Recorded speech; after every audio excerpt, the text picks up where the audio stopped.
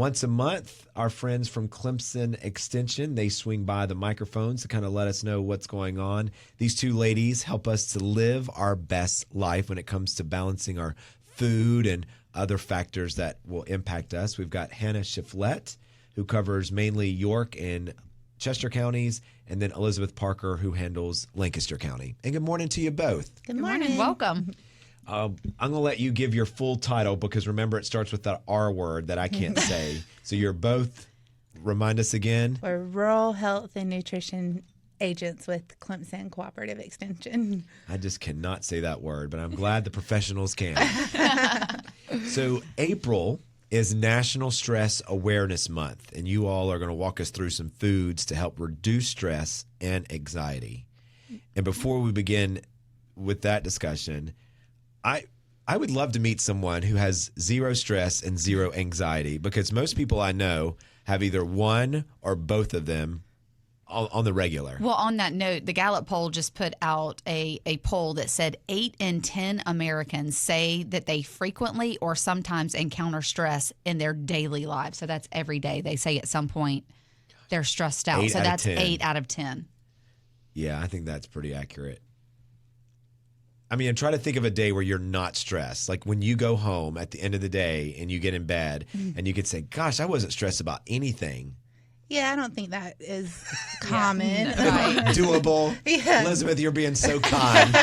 You can say, no, I don't think people are. I don't think I would so. love to meet people like that because we probably can learn a lot from them. Yeah, but our stress response is survival. I mean, it was ingrained in us to help us survive situations. Mm-hmm. So, I mean, it's not necessarily a bad thing. It's just we want to control it and try not to manage it. Try not to be stressed about things we don't need to be stressed about. Right. That's a great answer, Elizabeth. That's why she's the professional. That's exactly right. Yeah, that's what's it called, fight or flight. Yeah. Right? Right. So it does help us. So a little bit of stress and anxiety is okay. Right. Yeah. I guess when it starts taking over every part of your day, it's a lot. Yeah. And April is National Stress Awareness Month. So y'all are going to talk to us about how to relieve some of that stress. Yeah. Yeah, so primarily we're going to talk about different foods that help us manage our stress and anxiety today. So basically all of these foods we're going to talk about help to reduce the levels of cortisol in our bodies, which is that hormone that's primarily responsible for stress.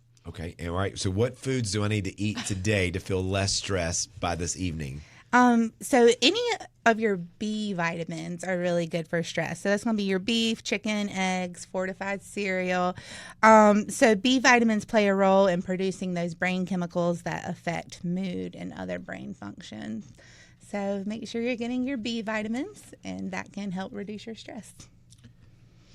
And also foods high in omega-3 fatty acids. I feel like this is one that's come a little more to light in the last few years. Those avocados, chia and flax seeds, olive oil, walnuts, the certain types of fatty fish are also great for just our cardiovascular health and all that kind of stuff, which plays into our stress as well.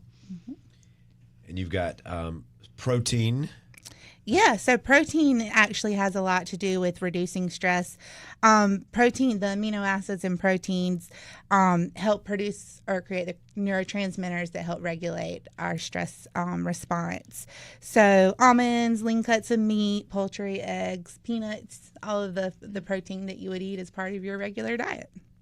And then probiotics and gut healthy foods. And we've heard a lot lately here in the medical world that like your gut health is what pretty much controls everything in your body. So what are some good, healthy gut foods? Yeah, so Greek yogurt, sauerkraut, kefir, all those kind of more of a trendy, a little bit foods.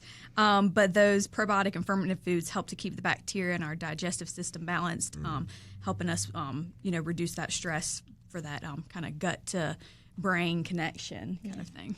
So most of our serotonin is actually created in our gut.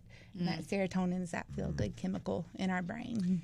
Now, when people are stressed and they have anxiety, it would be great if they reached for those foods, but we know they do not do that, right? They go to their comfort foods, fast foods, and whatever else will make them feel well. So what are the foods we need to stay away from if we're feeling stressed and we have high anxiety?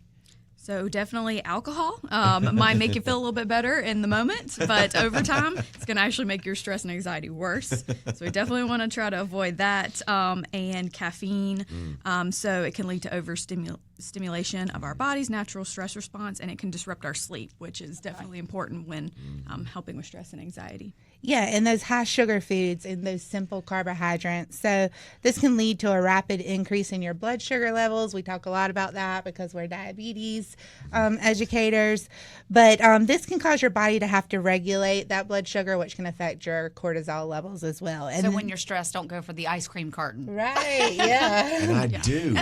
go for Man. those healthy foods rather Yes. than the ice cream. And then have a balanced meal, and then have a little ice cream after Okay. if you Yeah, want to. like a little spoonful. Yeah, reward. Yeah, exactly. in moderation. And then fast food. Fast food, mostly because of the inflammation it can cause in your body, can cause stress on your body and affect your stress response.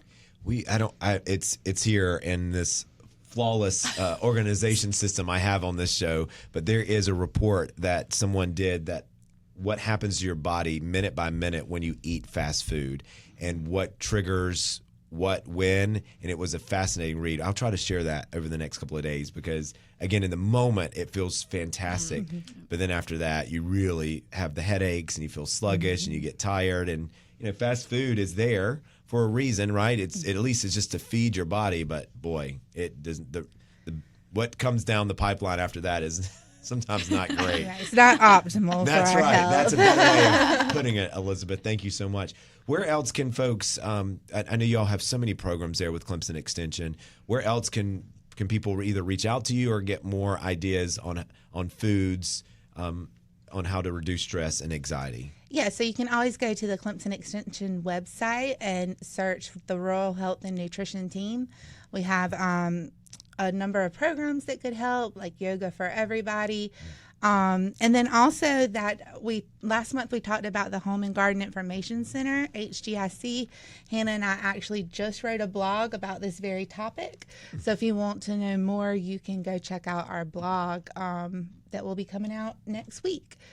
And when y'all were here last month while we were on the show, I subscribed to it. So I get them now all the time. So thank you so much for that. So I'll be on the lookout for your blog posts. Perfect. And say, I know them. They're famous.